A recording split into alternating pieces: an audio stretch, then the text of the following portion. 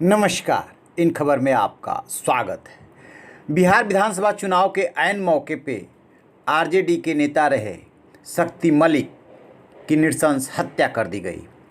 इस दलित नेता ने बहुत पहले यह आरोप लगाया था कि टिकट के एवज में जो आरजेडी के नेता हैं तेजस्वी यादव, विपक्ष के भी नेता हैं विधानसभा में, उन्होंने उससे 50 लाख रुपए मांगे थे और जाति सूचक शब्द का इस्तेमाल किया था। क्या हुआ था वास्तव में? क्या वाकई में तेजस्वी यादव ने मांगा था? कौन बीच में बिचौलिया बन रहा था? क्या वो रानीगंज से चुनाव लड़ना चाहते थे? सबसे पहले इस दलित नेता को सुनिए जो जीते जी उन्होंने तेजस्वी यादव पे आरोप लगाए थे। माननीय तेजस्वी प्रसाद यादव जी जो है कि मुझसे 50 लाख रुपया जो है कि वो बोले कि चंदा देना पड़ेगा, और इसमें जो है कि अनिल कुमार साधु जी जो है वो मेरा प्रदेश अध्यक्ष है और हम बिहार के प्रदेश सचिव थे राष्ट्रीय जनता दल के। तो अनिल साधु जी जो है कि हमको लेके गए, तेजस्वी यादव जी बोले 50 लाख रुपया लगेगा, तो हम बोले ठीक है सोच के बताएंगे। तो मुझे वो जाति सूचक गाली देके घर से वो भगा दिया कि तुम जो है कि जात के डोम हो और तुमको जो कि विधानसभा नहीं जाने देंगे।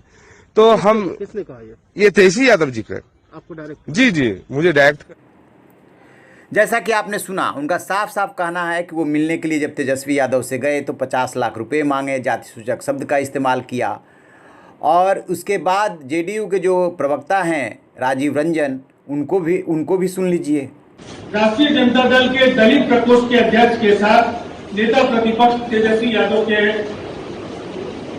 समक्ष अपनी बात रखने गए। वहां तेजस्वी यादव जी ने उनसे 50 लाख रुपए की मांग रानीगंज के टिकट के लिए की और साथ ही साथ ये कहा कि नामांकन के बाद 20 लाख रुपए और लगेंगे। जब उन्होंने कहा कि इस पर हम सोचकर आपको बताएंगे, इसलिए कि हम कार्यकर्ता है, पूरे बिहार में आपका झंडा लेकर घूम रहे हैं, तो फिर उन्हें जाति सूचक गालियां दी गई। शक्ति मलिक एक महादलित कार्यकर्ता थे और उनकी गोली मारकर हत्या हो गई।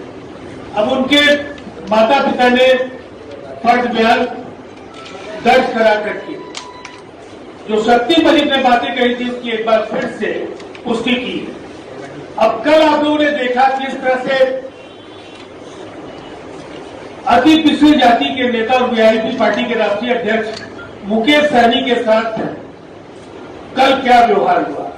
उप मुख्यमंत्री पद और 25 एमएलए देने का वायदा करके उनको लंबे समय तक अपने साथ तेजस्वी यादव ने घुमाया। उनको तेजस्वी जी का चेहरा पढ़ने में वक्त लगा, लेकिन प्रेस कॉन्फ्रेंस के समय उन्हें पता चल गया जब ये कहा गया कि आरजेडी अपने कोटे से उनको समायोजित करेगी, और उसके बाद उनके कार्यकर्ताओं का गुस्सा बढ़ा और अब ये एक महादलित कार्यकर्ता की हत्या और उनके द्वारा हत्या के पूर्व जो लगाए गए आरोप है और उन आरोपों की पुष्टि में उनके माता पिता के द्वारा जारी फट बयान के बाद अब ये बिहार की जनता के समक्ष एक बड़ा सवाल है।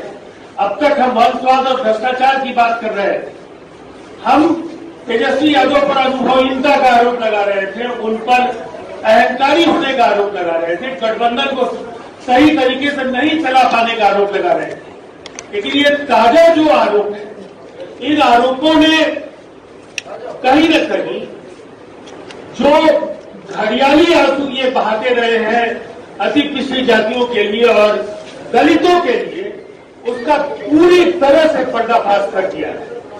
और इस बात को नकारा नहीं जा सकता है कि अब बिहार की जनता इतनी भली नहीं है कि केवल उन्हें नारों और वादों के जरिए आप उनको गुमराह करके वोट ले पाएंगे।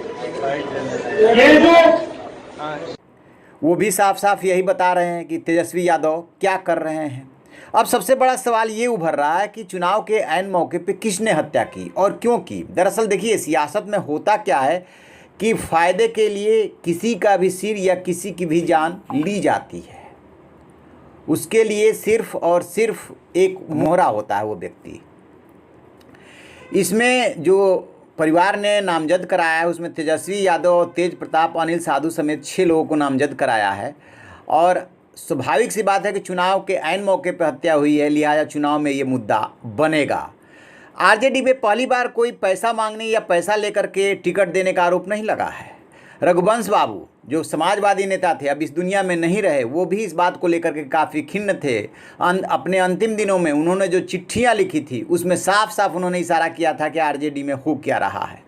तो क्या इस एफआईआर से, इस नामजदगी से तेजस्वी यादव कमज़ोर होंगे? क्या विपक्ष यानी जो अभी सत्ता पक्ष में है और जो नए नए महागठबंधन बने हैं उनको तेजस्वी यादव पे वार करने का मौका मिलेगा? निश्चित रूप से, स्वाभाविक रूप से तेजस्वी यादव, तेज प्रताप यादव और लालू परिवार को ये पूरा मामला भारी पड़ने वाला है।